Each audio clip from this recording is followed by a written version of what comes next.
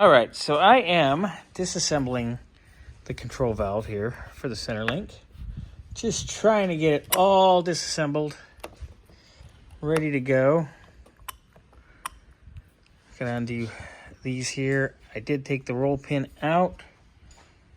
That way I can now unthread the adjuster, thread it off. And we can get in here and start disassembling. Right, we're gonna start reassembling our control valve. Our old stud and our old ends can go bye-bye. Same with our old pusher there for our boing boing, because our boing boing has seen better days. So, coming together, we're going to take your stuff out of the bag here. One cup goes on this end, then the stud, and the other cup, and our spring.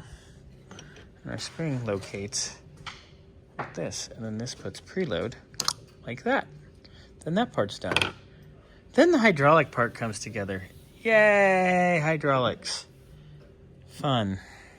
Okay, so I know this needs to be in the sleeve here, but I'm just kind of showing this as a demonstration of how that's assembled. And the bushing.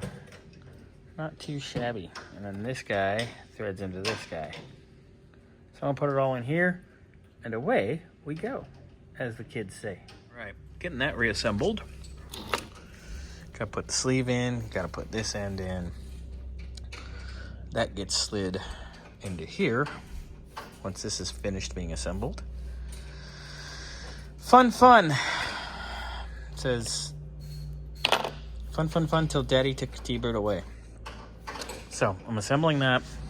That's where that needs to be. This will get assembled next into here, tightened up.